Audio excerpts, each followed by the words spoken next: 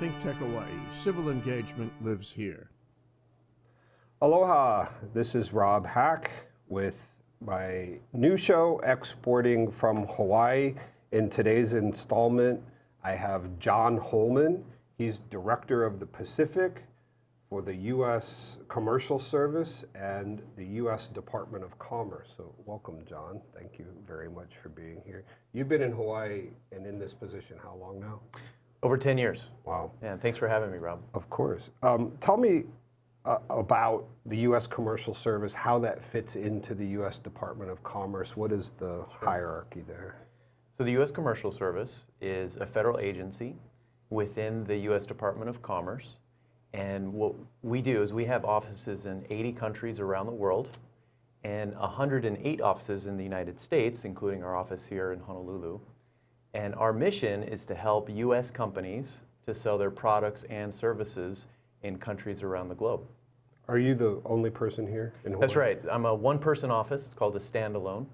And I run the office covering the entire state of Hawaii, as well as the U.S. Pacific territories. Wow. So anybody who has a question about exporting and getting U.S. government help, they contact you. That's right. They can call my office and we'll help them out.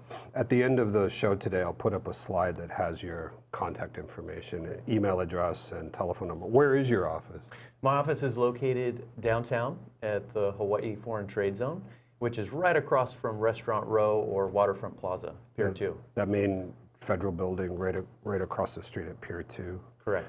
Okay, great. Let me clear up one other thing. Whenever I go to the export.gov website or trade.gov and I'm looking for information on U.S. exports, I find something called the International Trade Administration. What is that and how does that fit in? Sure.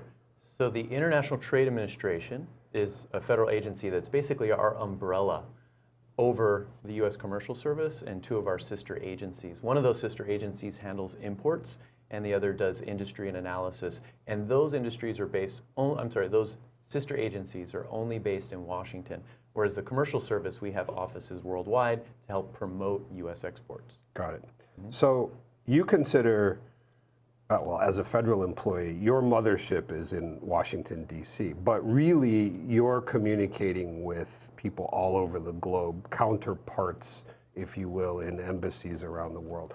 So as you know, most of our companies in Hawaii would be first and foremost interested in Japan. Sure. So you would work with counterparts at the embassy in Tokyo. And how many are there, do you know? We have quite a few in Tokyo in terms of colleagues there. We also have an office in Osaka. And the way our overseas offices work is we have American commercial officers that run the offices, and they're typically posted overseas in that country for about 4 years at a time.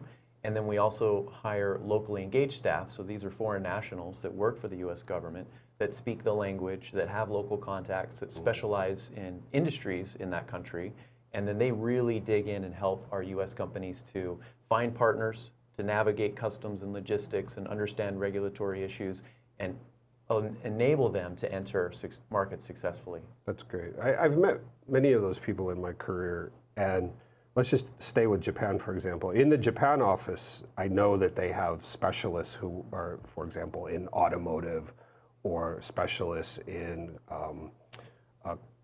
commercial products such as shampoos and creams. I mean, they can get extremely specific depending on, I suppose, your NAICS code or your HIS code or something like that. Right? Absolutely. Now, increasingly, I'm contacted, and I would assume your office is contacted by agricultural companies here who are interested in sending their agricultural-based products. And that could be raw plants, it could be beef, it could be a processed cookie product or something like that. So how do you handle that, and do you work with Department of Agriculture people, U.S. Department of Agriculture people? Yeah, great question. So I'm here, I'm U.S. tax dollars at work, I'm your tax dollars at work. So what I say is, how many offices do you have worldwide? And for any business out there, the answer is 250 offices in 80 countries around the world. These are your tax dollars at work and resources for you. The only requirements we have is that you have to be a U.S. company, and the products or services you're exporting have to be at least 51% U.S. content by volume or value. So if your agriculture products meet that 51% criteria, then we can certainly help them to export. Now, we have offices in 80 countries around the world. The U.S. Department of Agriculture has offices in 25 countries around the world. And where we overlap, Japan is one of those markets, Canada is one of those markets, Korea, China. If an agriculture company comes to me and they have a product they want to sell overseas, I can help them figure out their strategy, help them to navigate some logistics or customs requirements for that particular market. But then what we do is we'd hand them over to the U.S. Department of Agriculture Foreign Ag Office in that country to help them find distributors or partners in market. Where there is no Foreign Ag Office, that's something the U.S. Commercial Service, my agency, would do from the beginning to end. That's really interesting. Then locally here in Hawaii, there's a Hawaii State Department of Agriculture. Do you know, do they have any interaction with U.S. Department of Agriculture folks? How does that work? I'm sure they do. I'm not sure what their level of engagement is, but they also put on a lot of programs here locally for agriculture companies, and sometimes they facilitate inbound missions of buyers coming to Hawaii. So if you're an ag company, definitely get connected with the Hawaii Department of Agriculture and some of their programs. They also facilitate the WUSADA program, or the Western U.S. Agricultural Trade Program, which brings in those buyer delegations and also has grant monies that local businesses can apply for and then use to go overseas to a trade show, to do a gold key service with our agency, which helps them find distributors or buyers, and that's a tremendous resource. Let's talk about these other resources, because it's my opinion, you feel free to disagree with me if you like, but it's my opinion that in Hawaii, we have a very strong ecosystem of support for exporters, especially compared to some other states. For a small state like Hawaii, out here in the middle of the ocean, I think we have some really good, strong, supportive organizations trying to help these exporters. That's DBET, that's SBDC, people like you. Can you address your opinion? How does that ecosystem work, and how does the U.S. Commercial Service fit into that local ecosystem with the many players there? Sure. Yeah, great question. We're really fortunate here in Hawaii because all of these partners that you mentioned, including the Hawaii Pacific Export Council, the Small Business Development Centers, SBA, Small Business Administration, we're able to work very closely together so that we can route businesses to the agency or the resources that are best suited for them. And we work really well together. That's not always the case in some other states where they're either a really large state or there are many other partners in the ecosystem. And so what we did, I'd say about 7 or 8 years ago, and this was kind of, the impetus was the STEP grant, which we can talk about if we have time. Sure. But what it did is it forced us as a trade community to look at where are the pukas, where companies are not being served. And so that kind of forces us to say, how can we route companies to the best resources for them, regardless of their level of expertise or their access to resources at this time. And so now companies can get export mentoring, they can get training on how to develop an international strategy, they can get access to financing, and they can also get access to our services. And we're really the international arm. Some of the partners, like DBET, for example, do some international trade shows, and so they'll help promote Hawaii businesses at those shows. But even their resources are limited, and so we partner together so that we can leverage our international network to help companies go even further afield and then personalize the access to resources that they need in order to be successful in growing their business. Let's continue with the STEP grant. STEP is an acronym for State Trade Expansion Program, and that's a program by SBA, Small Business Administration in Washington. SBA is under Department of... Actually, SBA is a standalone agency. It's a standalone, and Congress authorizes funds for SBA to administer via the STEP grant. All the states and territories compete each year for access to those monies. Hawaii has been very fortunate in that we've gotten pretty significant awards, especially compared to our population relative to other states over the last 7 years or so. And DBED is the grantee receiving those funds, and they've done a wonderful job of putting together a program that companies can plug into depending on their level of expertise, whether they've never exported before or they're already exporting to 3 or 5 countries and they want to go to 10. And there's resources for companies of all sizes that they can get involved in order to grow their business internationally. And we're here to help them with export mentoring or strategy, and then also connecting in market when they're ready to go overseas. One of the things I know through the STEP grant process that companies could use funding for is the Gold Key service, which I think is really interesting, and a lot of people don't know about it. Can you talk about the Gold Key service for a minute? Right. So I'd say there are 3 keys to being successful internationally. I've been doing this a few years. And the first is motivation. And I've seen businesses that have a mediocre product. When I say mediocre, maybe not super outstanding, but if they go to the market and they put the time and the effort in order to meet with new contacts, in order to really promote their business and put it out there into the marketplace, they can be successful. And we've seen many companies do that. On the other hand, companies that have a great product, but they're not really willing to get out there into the marketplace and invest in building the business internationally, and it does take time and money, they don't have as much success. So motivation's really key. Another key to being successful internationally is identifying the path of least resistance. So what markets can you get into in the least amount of time, with the least amount of cost, energy, and effort, and then generate the greatest return? Then you reinvest that revenue stream into new markets and that experience you accumulate, and that allows you to be successful. Some companies, they just say, hey, I went on vacation to this country and I had a great time, I want to do business there. That doesn't necessarily mean it's the path of least resistance. And so we want to encourage companies to identify that path for them. And then 3 is finding great partners in country. So when you have a business, you know how important it is to find customers that you can rely on that are going to pay you. When you have someone representing your business on the foreign side, it definitely. You want to make sure that they're representing your brand in the best way possible, and they're promoting your products in the best way for you to be successful. Those are the 3 keys: motivation, path of least resistance, and great partners. And one of the things we do at the commercial service that's really critical is we help U.S. businesses, in our case Hawaii businesses, to make those connections with pre-screened qualified partners on the foreign side. A lot of companies will go to a trade show and they'll collect a bunch of business cards, but after that trade show's over, what do you do with those cards? And how do you know if those people that you met at the show are going to be well suited for you in Japan or Korea or South Africa or Brazil or wherever they come from? You really don't have any idea.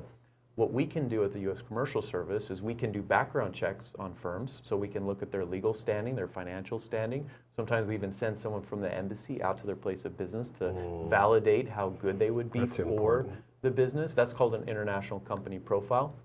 Now, finding a distributor or a joint venture partner, or maybe you sell to Whole Foods here in the state and you want to find the Whole Foods equivalent in Canada or in Japan or wherever, we can do that through the Gold Key service. So you tell us what kind of partner you're looking for, and then my colleagues in that country will contact partners that meet your criteria, that we've pre-screened so we know they're a legitimate, qualified firm.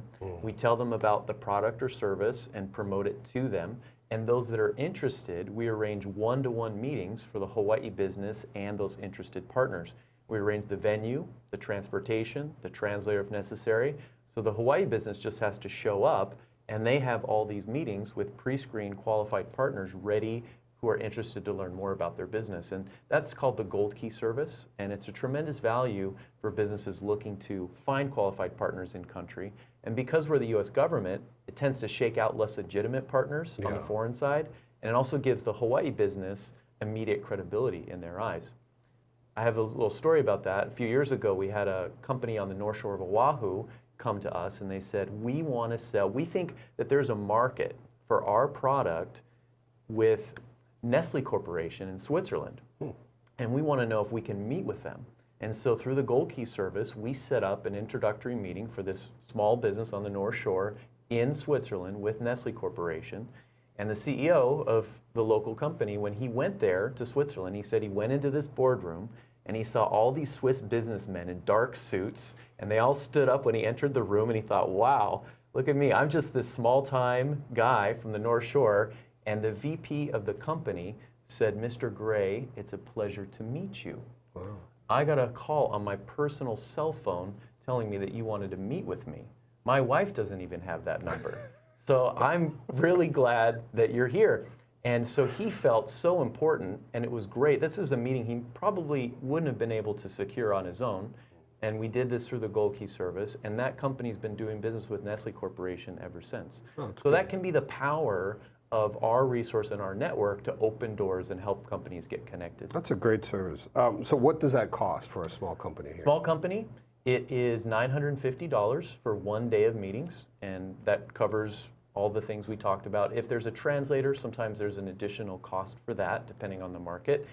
Now, companies can do something that's kind of like halfway to a Gold Key to see if a Gold Key would be suited for them. That's called an initial market check. So for $350, we can do all the initial upfront contacting of partners to gauge interest.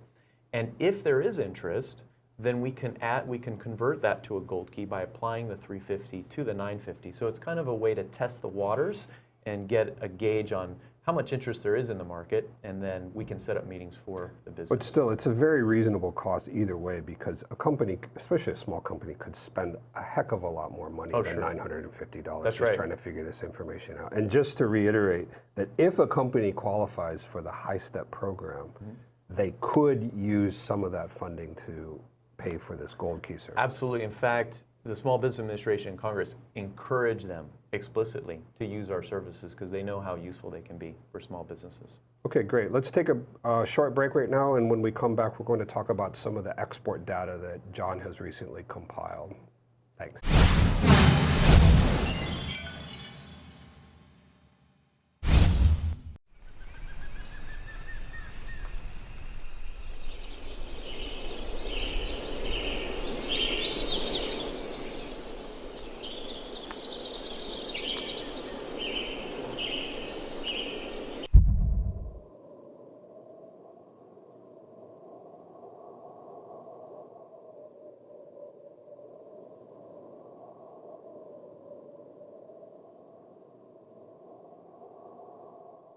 皆さんこんにちは。ThinkTech Hawaii が日本語でお届けするこんにちはハワイの日本語放送のホスト国末ゆかりです。各週月曜日の2時からお届けしています。日本語コミュニティ、ハワイの日本語コミュニティに便利なお助け情報、ニュースなどをゲストをお招きしてお届けする番組です。こんにちはハワイ、各週の月曜日2時からぜひ皆さん見てください。ホストの国末ゆかりでした。アロハ。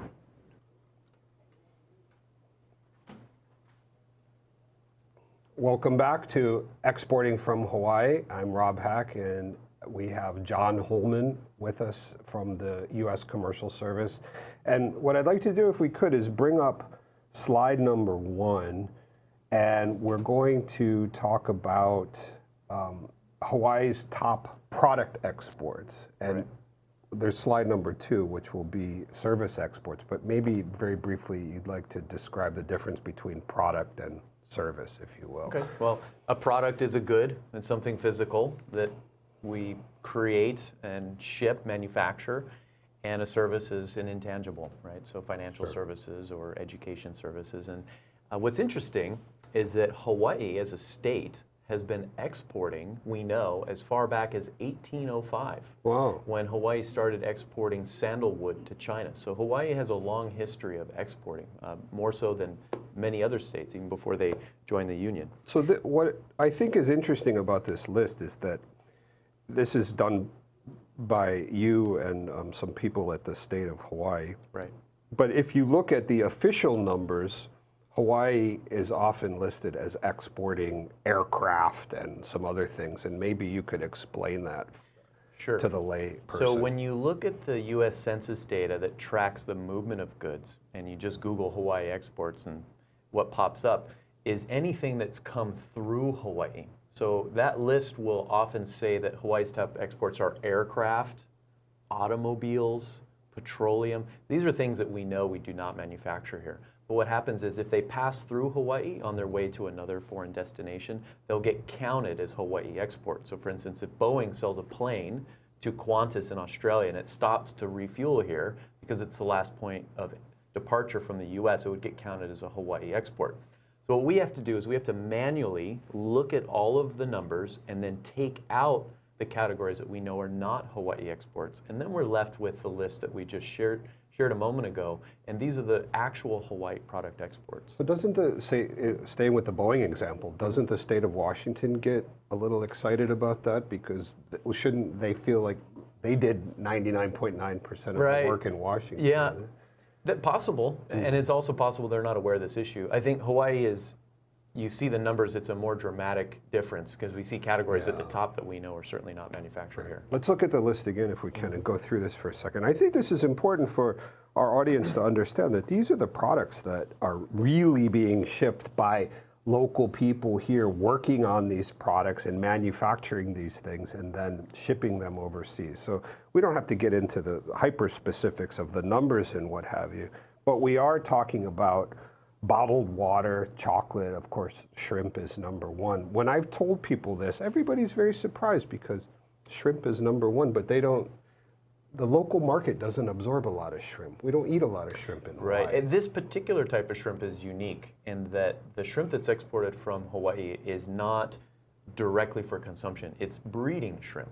So the shrimp that's grown here or raised here is then exported to other markets where people can then breed the shrimp for local consumption. That's interesting. Putting the shrimp out to stud. Then where would that be roughly? Where are they sending all these shrimp? All over the world. Really? Yeah, oftentimes in places in Asia, because what makes Hawaii unique in this category is that because we're so geographically isolated, the shrimp farms are not subject to some of the pathogens and environmental pollution where they're raising the shrimp, and so when they export them, they're perfectly primed for reproduction and producing healthy shrimp for consumption, whereas in some farms in places like Asia, environmental pollution is an issue, or pathogens are an issue, bioterrorism could be an issue as well.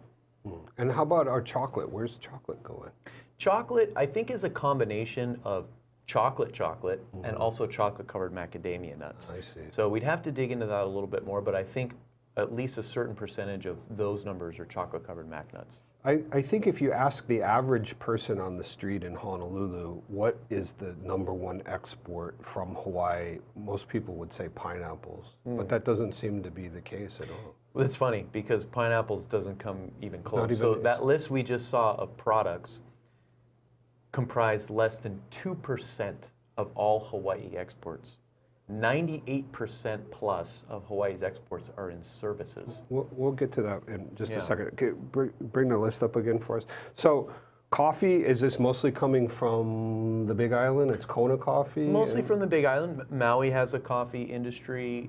Molokai has a small coffee industry, also Kauai coffee, but most of it probably from the Big Island. The top fruit is papaya. Pineapple's not even on here. Right. That's very interesting information to me. And then we're getting more, I see lots of bees and lots of honey products are coming online. I think consumers in Asia, Canada also are very interested in organic products from Hawaii. I think organic is getting more and more popular around the world. And so, at least in my business and at the Hawaii Pacific Export Council, I think we're seeing a lot more requests for information about shipping that type of product. Abalone, I think, is really interesting export because most people would assume that Mexico has a lock on that market, but especially in Japan and other types of seasonal markets for abalone. Absolutely. Mexico does really well, but that's great that Hawaii companies are out there doing this. Of course, musical instruments and ukuleles, that's a great business. Now, ice cream, where is our ice cream going? That's a good question. What we'd have to do is we'd have to look at that category specifically and then look to see where it's going to. So we haven't done that for all of these on the list. Japan is our number one trading partner, and I know that we've seen some interest from Japan and Hawaii ice cream in particular. Excuse me. Okay. Let's go to the slide number 2 and talk about service exports, because this to me is really interesting. And these numbers actually, as you alluded to earlier, these numbers completely make the product exports look tiny. Right. And product exports are important, and we probably spend more time with products because there's more dynamics to getting a product from Hawaii to an international market and through customs. But just in terms of pure dollar volume, travel and tourism services far and away number one. And what this means is when we have foreign visitors come to Hawaii from Japan, Korea, China, Canada, Australia, and they spend money here. They go on tours or they go shopping. Those are service exports. Those are forms of service exports.